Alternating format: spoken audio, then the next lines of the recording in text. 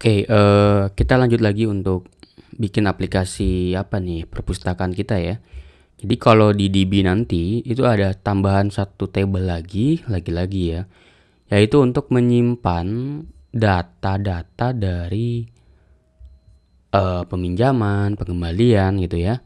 Namanya adalah jurnal. Ini ada beberapa kolom nih, ada ID tentu aja sebagai primary key, ada member ID. Jadi nanti kalau member tersebut minjem ya nanti akan disimpan di sini gitu, member ID, book ID, buku apa yang dia pinjem, lalu stok yang mana yang dia pinjem. Jadi nanti kan si peminjam ini atau si member ini kan datang ke perpustakaan gitu, tok tok tok tok tok gitu. Lalu dia ngambil lah satu buku kan, satu buku apa gitu, misalnya nama bukunya apa ya? Misalnya nama bukunya Think and Grow Rich gitu ya, kita diambil sama dia. Terus datanglah dia ke kasir ya atau ke meja apa namanya ya? Nggak tahu lah. Ya meja kasir ya semacam itu. Terus bilang, Pak ini saya mau minjam, atau Bu saya mau minjam ini buku ini." "Oh, buku itu ya, Think and Grow Rich." Oke, kodenya berapa di situ? 4452. Oh, berarti book stocknya adalah 4452. Nanti statusnya berarti dipinjam, borrowed status. Makanya nanti buku ini atau di book stock ini akan berubah juga ya. Jadi nanti kita akan berubah juga statusnya di sini. Dari statusnya available ke dipinjam, dipinjamnya kapan dan dipinjam oleh siapa. Nah, ini. Lalu ada borrowed at ya. Kapan dia pinjam, borrowed PIC. Nah, ini adalah nanti kita pakai ID dari user yang saat itu login ya, supaya nanti kalau misalnya ada 3 user, ada 4 user gitu ya yang login gitu misalnya, atau yang piket gitu, bisa jadi namanya yang pertama adalah Supratman sama Sopratman gitu. Supratman ini pagi-pagi dia yang menangani ini gitu ya. Lalu di sini ada return at, kapan dia mengembalikan gitu ya. Lalu return at BIC. Jadi siapa yang menerima itu. Jadi nanti kalau misalnya ternyata bukunya nggak ada, oh ini buku yang tadi yang dipinjam oleh ini udah dikembalikan nih oleh PIC-nya, namanya Supratman. Oh Supratman, tanya aja Pak Supratman. Pak Supratman mana nih bukunya, kok nggak ada ya gitu ya. Oke, jadi di sini setelah kita cerita panjang lebar, kita pergi ke Java lalu entity. Ini kalau teman-teman nggak tahu itu bunyi apa tadi, itu adalah bunyi apa nih? Atau Stella ya. Kita taruh jurnal di sini ya. Jurnal gini. Journal. Kayak gini. Oke. Lalu kayak biasa kita tambahin entity kayak gini. Lalu table-nya adalah table jurnal. Kayak gini. Lalu di sini ada ID kayak biasa ya. ID, lalu UUID generator ya, ada string ID ya, itu yang pertama. Lalu yang kedua ada member ID ya, string member ID. Lalu yang ketiga ada bukunya yang dipinjam apa, book ID. Lalu yang keempat adalah string ya, book stock ya kalau nggak salah tadi. Ya book stock. Lalu yang ke berapa nih, selanjutnya adalah status. Nah status ini saya pengen kita coba bikin enum ya di konstan, namain dia jurnal status gitu ya. Ini boleh aja sebetulnya. Ini enum kayak biasa ya, enum. Lalu progress ya, ini berarti sedang dipinjam, sedang berlangsung peminjamannya. Lalu completed. Ini tahu dia tadi ya, AI-nya langsung nunjukin completed harusnya. Oke, jadi di sini pakai tadi apa tuh, jurnal status ya. Nah ini status. Jangan lupa karena dia adalah ini, karena dia enum ya, dan kita pengennya simpan sebagai string, kita bisa bilang enumerated ya. Enum type-nya atau apa nih, enum type ya. Enum type-nya string. Lalu di sini biar dia nggak angka sambung, ini saya pengen namain dia member ID ya. Nah ini kayak gini. Ini juga sama, column name-nya adalah book ID. Ini juga sama ya, book stock. Column name book stock.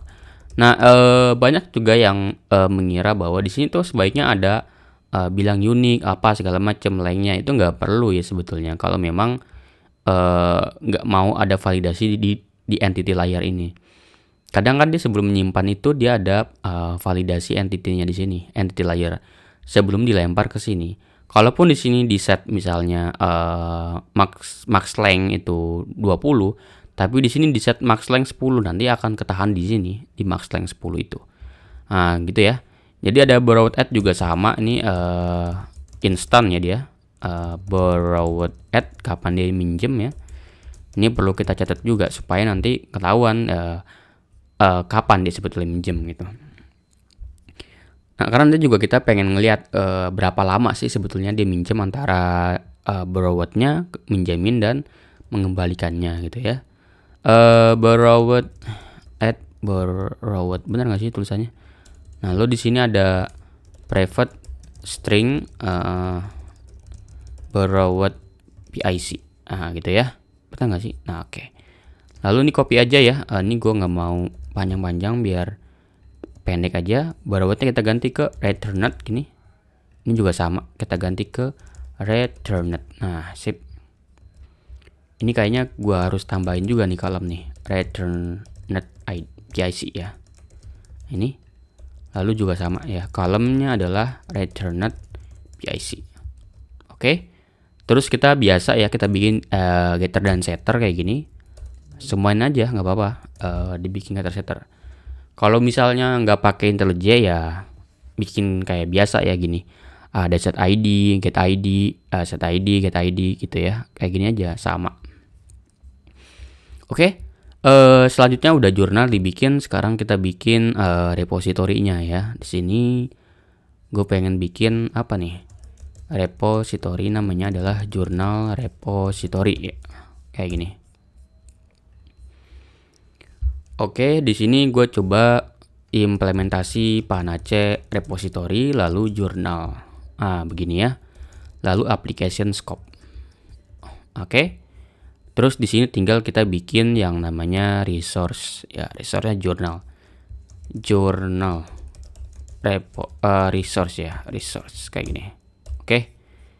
Terus path-nya kayak biasa, lalu gue pengen jurnal gini. Lalu row allowed-nya ini admin kayak ini.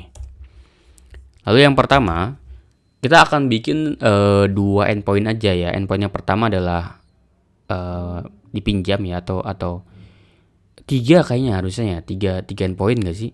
Tapi yang pertama adalah list of jurnalnya ya. Ya kalau itu kan diperlukan juga ya. Kalau misalnya nanti si dia mengembalikan, kan kita perlu lihat nih, ini jurnal nomor berapa nih.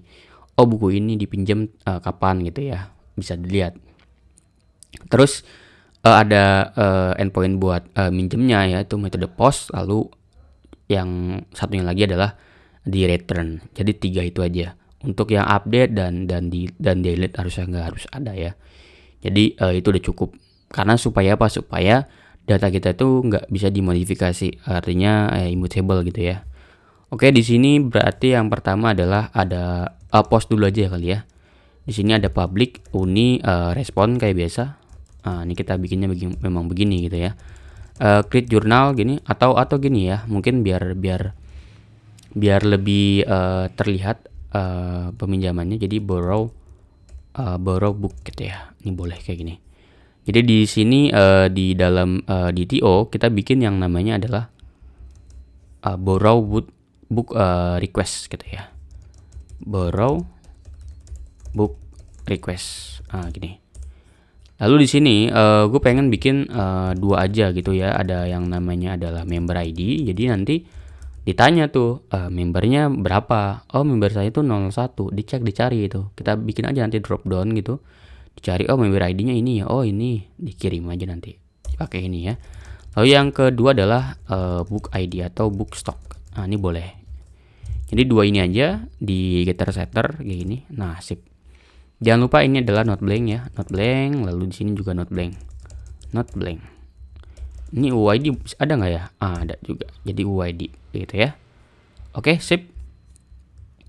Kita balik lagi ke sini, kita tambahin namanya valid ya. Di borrow request ya gini. Oke, sip, mantap. Lalu di sini ada yang namanya security context teman-teman. Jadi di sini ada konteks, lalu security context. Nah, ini konteks. Kenapa gue perlu security context? Karena kan kita perlu ini ya, perlu data dari borrowed PIC kan ya, yang meminjamkan tuh siapa gitu. Ini kan yang diambil dari login kan. Nah, login ini ada nih informasinya di sini gitu. Oke, jadi di sini gue juga perlu menginjek book stock repository. Nah, ini. Lalu gue yang kedua adalah gue ngeinjek yang namanya jurnal ya, jurnal repository. Asik. Ngomong gue jadi berat begini ya. Nih, gampang aja ya. Ini teman-teman, ini website berapa ya? Website 4 ya apa 5 ya? Ini perlu teman-teman ketahui, kita menggunakan reaktif ya. Jadi reaktif paradigma dengan paradigmanya adalah event loop, sehingga apapun yang sistem kita gunakan itu nggak bisa linear gini ke bawah sini, nggak bisa ya. Kita bermain dengan callback ya. Jadi makanya sistem kita tuh bermain dalam gitu, dalam. Jadi kayak gini mainnya. Book stock gitu ya. Find kayak gini, lalu kita nyari berdasarkan kode kan ya. Bener gak? Request get book stock. Nah, jadi first result gini. On item, lalu if not null, kita transform. Jadi stock gini. Nah, jadi kayak gini sistemnya kalau teman-teman lihat ya. Jadi dia tidak linear ke bawah, tapi dia setelah ini dapat datanya di callback. Callbacknya adalah ini gitu ya. Event loop. Ya, makanya jangan bingung kok kayak gini yang codingnya nggak kayak biasa nih. Harusnya kan dari coding sini bawahnya ada codingan lagi gitu. Ini malah ke dalam. Nah, beda ya memang reaktif nih seperti ini ngodingnya gitu, paradigmanya. Jadi if null kalau dia null, on item gitu. On item kalau dia null, if null, gue coba continue with responnya adalah statusnya adalah apa ya, not found kali ya. Nah, ini boleh aja kayak gini, sip. Nah, ini bukunya udah didapat nih. Sekarang ngapain? Oke, kalau bukunya udah didapat, tinggal kita cek dulu ya. Ini kan ada di buku sini ya. Kalau dilihat di sini ada ini kan. Mana nih buku stok ya harusnya. Statusnya available nggak ya? Ini kita perlu cek dulu. Jangan-jangan nggak available. Jadi di sini kalau dia book stock ini status ya nggak available equals to stock.get status gini. Ini ada negasi ya. Jadi makanya nggak available hitungannya ya. Ya udah, tinggal kita return aja. Returnnya adalah ini. Ini create form. Dia yang udah tahu dia gue mau ngetik apa. Nah, ini item. Kenapa gue nggak bisa nge-return langsung ini ya? Karena dia ini adalah uni ya. Dia harus mengembalikan uni juga. Nah, kenapa gue harus mengembalikan uni? Karena nanti repository bawahnya ini akan menggunakan uni juga. Jadi di sini ada, kalau udah begini, gue pengen bikin yang namanya jurnal ya, jurnal. Nah, gini. Jurnal ini gue isi yang pertama adalah book ID ya. Book ID gue ambil dari stock get book ID ya, gampang aja ya. Jadi ini juga sama, book stock juga ambil dari stock get kode ya. Lalu journal.set apa ya, book ID udah, member ID ya. Member ID yang minjem kita ambil dari request member ID. Lalu journal.set status ya, kita ambil ke progress. Lalu journal untuk ngeset borrowed ya, borrowed add-nya instant.now. Ini lalu journal.set borrowed PIC. Borrowed PIC-nya kita ambil dari security context ya, atau context.get.user principal get name. Nah, kenapa get name? Karena di sini kalau lu ingat ya, ketika kita login di resource auth, ini kita set UPN ini adalah user ID. Pasti yang dikembalikan di sini adalah user ID juga. Jadi aman gitu ya. Oke. Nah, ini udah di jurnal ini, gue tinggal bikin di sini yang namanya panace.with transaction ya, karena ini adalah sebuah transaction kayak ini. Lalu gue akan melakukan penyimpanan dengan cara ini journal repository dot persis gitu ya. Persis dengan datanya adalah jurnal. Kayak gini, on item ya, kayak biasa lagi. Nah, setelah jurnal ini disimpan ya, gue coba transform to uni lagi. Ini adalah value-nya apa, datanya. Ini. Atau boleh aja kita isi misalnya persisted data. Jadi callback dari sini dia akan mengirim pakai persisted data nih, data yang udah disimpan sebelumnya. Nah di sini gue pengen mengubah data yang ada di book stock. Ini kan book stock data punya datanya nih ya, stok ini ya. Nah kita tinggal ubah aja.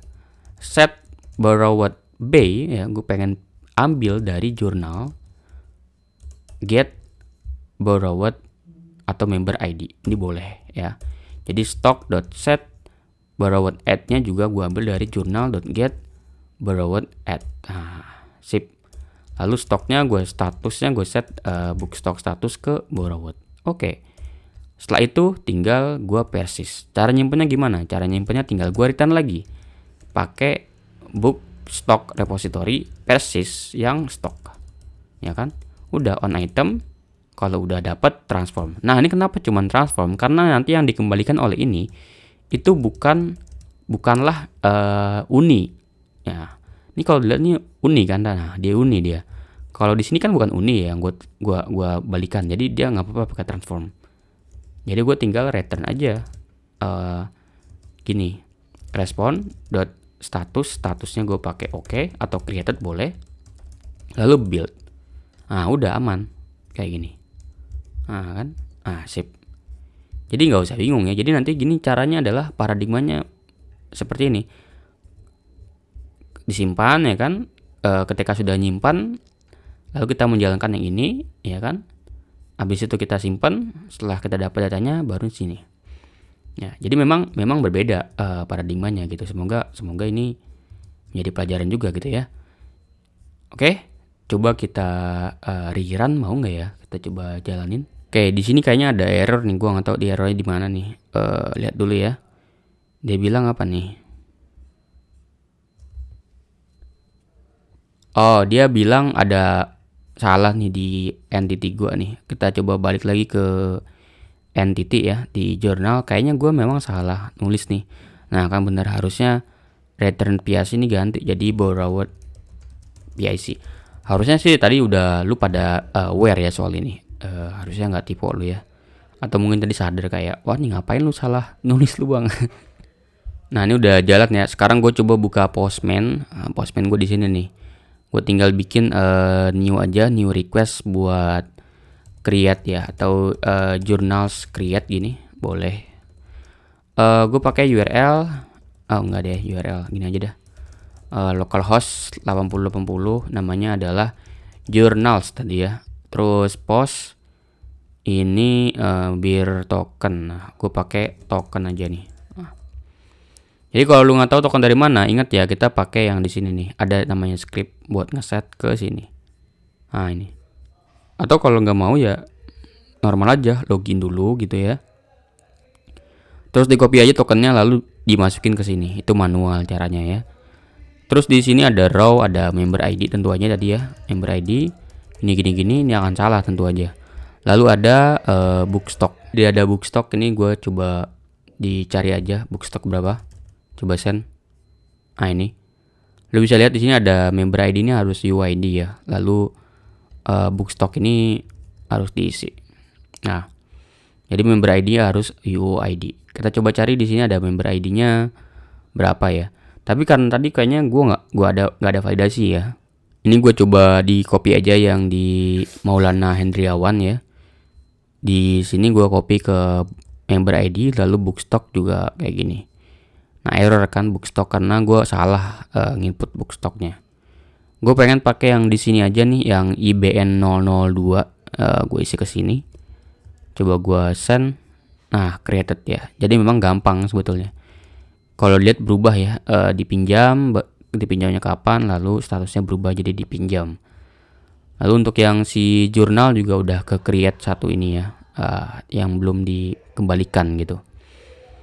Oke, selanjutnya ngapain lagi ya? Selanjutnya kita bikin yang di ini, yang dikembalikan atau di return ya. Jadi data ini yang akan kita kembalikan. Sebelum itu kita bikin dulu di TO-nya ya. Jadi di sini kita kasih nama aja adalah return book ya, kayak gini. Harusnya pakai request gak sih? Jadi di sini ada return book request gitu ya. Ini. Terus kembaliannya gampang aja. Jadi di sini ada private string, namanya adalah journal ID gitu ya. Oke. Lalu gue pengen bikin getter dan setter. Kayak gini, gampang banget. Terus di sini gue coba metodenya adalah put ya, public unirespon gini. Namanya adalah return book. Ini. Valid return book security context. Sama ya. Jadi AI-nya udah tahu nih. Gua akan ngetik apa gitu ya. Di sini gampang sebenarnya, tinggal di kembalian saja journal repository, find ID-nya dari request get journal ya. Lalu setelah ini gue juga pengen bikin ID-nya gini gitu. And status ini equals to, atau gini dah. Gini. 2 gitu. Jadi nanti statusnya itu ada journal statusnya diambil yang progress ya, jangan sampai dia malah ngirim ya udah complete gitu. First result, lalu on item, lalu if not no, transform Juni itu jurnalnya apa kalau yang ditemukannya ya. Ini terus on item kalau dia null, if null gini, continue with responnya status ini kita ambil dari not found aja, build. Gampang gitu ya. Lalu positive case-nya adalah ketika dia sudah ada, datanya adalah ada ya si jurnalnya. Nah di sini gampang aja, jadi tinggal di jurnal set status ya, tinggal jurnal status completed gitu. Lalu jurnal set return add-nya kita bikin instant now. Gini, lalu journal.set return PIC-nya kita ambil dari context.autentikasi principal dan get name ya. Udah deh, kalau begitu tinggal kita return aja persist on item gini. Lalu kita transform to uni lagi ya jurnalnya, atau gini aja kita kosongin. Nah, caranya adalah ini lupa kita taruhin panace ya, panace dot with transaction kayak gini supaya nanti dia bisa ngupdate. Oke. Nah, jadi di sini tinggal kita return lagi untuk mengupdate si booknya ya, si book stocknya. Jadi di sini gua tinggal di return aja ya, return gini book stock repository, find gini by kodenya cari dari journal.get.book stock gitu ya. Nah, oke. Jadi di sini ada first result on item, lalu if not no, lalu kita transform to uni boleh gitu ya. Lalu di sini ada stoknya gini. Nah, stoknya kita update ya statusnya dari borrowed ke available ya. Lalu stock.set borrowed by-nya kita set null, lalu stock.borrowed add-nya juga kita set null. Nah, kayak gini ya. Oke, lalu tinggal kita return lagi book stock ini, tinggal kita persist untuk yang stoknya on item, lalu kita transform. Nah, kayak gini ya. Oke, bentar, ini gini, lalu gini. Sip. Oke, tinggal gini aja ya, tinggal saya gini. Nah, ini bentar, ini 3 ya, karena udah dipakai tadi.